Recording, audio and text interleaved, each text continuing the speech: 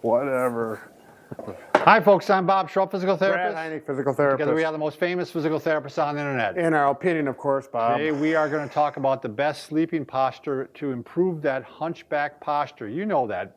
Yep. Rounded out posture Right. that's really not desirable. It's not good for you. It's not healthy for you. Right. And it causes pain quite often. Right. So there's some things you can do while you sleep to improve that, and we're going to get to them in just a moment. Yeah. And if you are new to our channel, please take a second to subscribe to us. We provide videos how to stay healthy, fit, pain-free, and we upload every day. Also, take another minute and go over to Facebook and like us, Bob and Brad, because when you like us, we send out positive vibes to you. It's a good thing, energy. And it may not even take a minute. Yeah. 30 seconds if you're good. Yeah, if you're fast. All right, Brad. So you wanted to show the hunchback posture on Right. When we're talking about hunchback, you know, in the medical field, you call it kyphosis. Sure. Okay, thoracic kyphosis, which means the mid part of your back is curved, and that's this, what we call hunchback, and you'll get it up below the neck, you'll get that bump there. And what happens is not only does your back hunch like this, but in order to keep your head up, your cervical, your neck has to hyperextend, which can lead into more problems with headaches, neck problems down into the shoulder. So it's just not here we're going to cause problems. It's a cascade of problems. It There just you- goes from Bob, one. Yeah, I thought I'd throw that in. You've been reading books Yeah, again. Yeah, that's right. That's good. But so how can we straighten this, and how can you do it with the bed as a tool? Right. So you definitely want to work on it during the day, but if you sleep with bad posture all night long, you're going to undo everything you did throughout the day. precisely. So we want to make sure you don't do that. And the first thing is check your mattress out. If you've got a mattress that's wore out and it's kind of got that hole, You got the bowl in it? right? Yeah. You need to either replace it, or if you can't afford a mattress, because a good mattress costs a little bit more than you'd like to spend as usual. But if that's the case, what can we do to just fix it? Well, one you can do is you can flip it, right? Yep. You can also take plywood. I did this when we were, I don't know why you always laugh at this, but my wife and I took plywood and put it between the mattress and the box spring when we were Just married. Just married. Don't even weird. talk about it anymore. But And, yeah, you put that right there, and it firmed things up so that we had Sure. better. I mean, some people will take and put it right on the floor. The mattress on the floor. Sure. I mean, if they're having back pain and stuff. I was like just that. talking to someone this weekend. He wants a very firm mattress. He can sleep better on the floor than he can I've on heard his that mattress too. right now. I've heard that too. But you know, when he says flip it, you can flip it upside down. You can rotate it 90 degrees or 180 degrees to get the better part of the mattress that you're sleeping on. Those little tricks can save you some money and be successful. All right, so if you are going to buy a mattress, you shouldn't buy a soft one though. You're going to want to have at least one that's medium or firm. Right. Because otherwise, when you go to buy one, they'll say that's the 3 grades: soft, medium, firm. because you can see if you have one that's really soft, you're just going to sink down into it, and it's going to play right into that kyphosis. Right. You know, so you don't want that. So if we're, you know, a lot of times we get asked for recommendations. We do, there's one mattress that we do endorse by Sleep Ovation. This is it right here. What we like about it is a number of things, but just a quick commercial.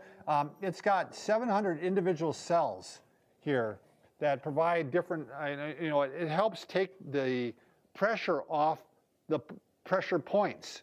So like your back, shoulder, hip. With kyphosis, you're going to have a pressure point, particularly right along the spine where you have the hunch, so to speak. And this is going to even it out, just like the... Yeah, the Rojo cushion. So the reason Brad and I really like this cushion when we first saw it is because we've been using a cushion like this for years with patients. 30 plus years. 30 plus years.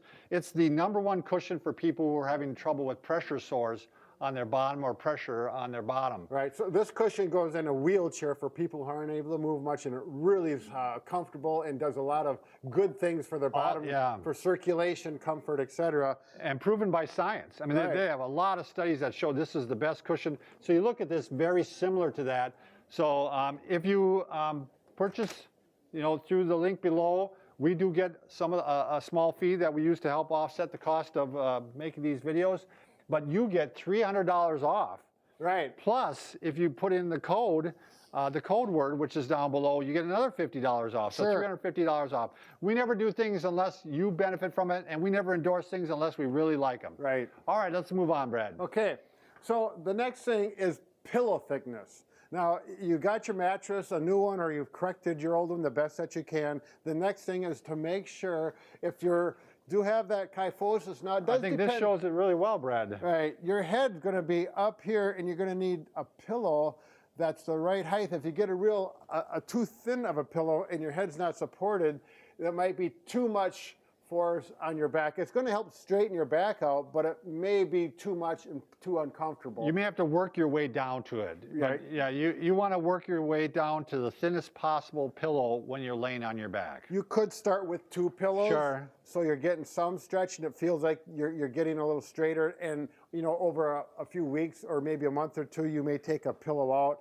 and you can see how the spine is starting to straighten out.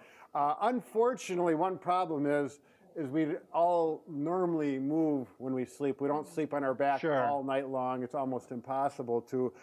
So we need to work with this, and then we need the dress sideline, which we're going to in a little bit. One too. thing I want to mention, Brad, since we're in this position here, the other thing you want to avoid is, you want to put another pillow on there. Sure. Brad.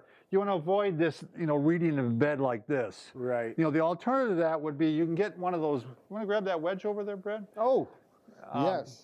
You can, because someone had just asked about this, and they were like, would this work well for reading? And it's like, yes, absolutely. So you can see how I can actually stay in pretty good posture, or put, one thin pillow here. Yeah. And now I'm just in right posture for reading, and yet, my kyphosis is not getting worse. Right. So, and so many people have TVs on the wall. And yeah, that's the other thing. Yeah, watching the TV would be the other way. And these are inexpensive. Yeah. This is a sleep wedge, not a leg wedge. It's a sleep wedge. Yep. Okay, gotcha. Okay, good. Bob, I want to talk more about supine position, and I know you personally use this technique with I've another done pillow. this for years. I would like to think this is my invention. Yeah, very good. I think so too, but it's, I bet you someone else might be doing it Yeah, out so there, what I do is this isn't it. This is a little too large. I take a throw pillow. So a from smaller the pillow couch? from the couch. And yeah, my wife gives me a hard time about it. That's what I was just wondering. So as I lay here, can you see how this kind of brings my chest out a little bit? So right here, elevating his chest, then that's going to help take that kyphosis and reverse it.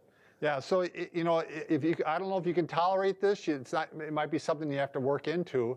But then what I do is when I go to lay on my side, this works out pretty slick, is I just pull it down a little bit here. I create the canal for the side sleeping, for the shoulder. So it's taking and the pressure arm off the shoulder joint. Yeah, so now I don't have any pressure on the shoulder, and I can lay on my side. Now I usually like a thicker pillow when I lay on my side. You might double it up, or maybe just have a second one. Or have a second one, right. So I just lay like this, and now I'm in great position.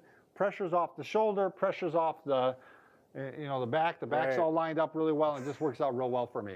You could take your wife's pillow. It just kills me when I think of these jokes. Yeah. I'm All glad right, I let's killed go on. somebody. Prone. What about sleeping on your stomach? Now, if you got hunchback, chances are you're not going to sleep on your stomach because it's going to be very uncomfortable. You could try a pillow underneath you. Sure. We generally recommend that you don't sleep on your stomach, but for short periods of time.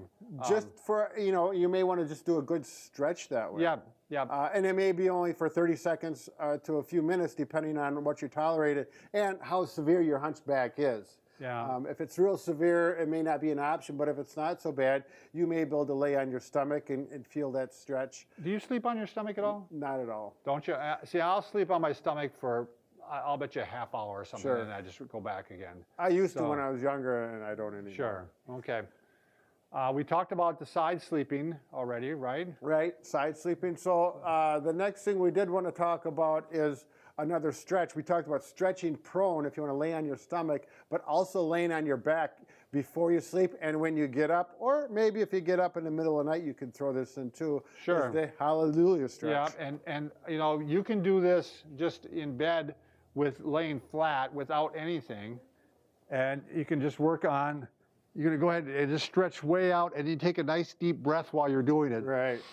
And you want to expand that rib cage and let that back stretch. Yeah, and as you're breathing, think about getting really tall, arching your back up so your chest is going up towards the ceiling. Bob's 6.5 foot tall. He's going to pretend he's going to go to 10 foot tall and let everything stretch out. I do a stretch like this in the morning when I'm stretching my hamstring, and this shoulder actually doesn't go all the way down in the morning until I stretch it, and then it reaches down. Oh. You know, because it's the chest is tight. Sure. So it's stretching the chest. Now, if you want to add a little more, you know, stretch to it, go ahead and take that throw pillow again. Oh, right. And now you go over it like this, and now you're getting even more of a stretch here Right in now, bed. this would be the more advanced. By the time Yeah. you get to this, your kyphosis or your hunchback is probably almost back to normal, and you're really doing well. You certainly can try this even with the kyphosis Sure. and see if you know you can get a little extra stretch, because you don't have to stay here a long period of time. Right. You can just give it a good stretch like that, but that'll be a good bonus there. Sure. So, Wow. Bob, right. I think we pretty much covered it head to toe. yeah, I think we did. So, All right. thanks everybody for watching.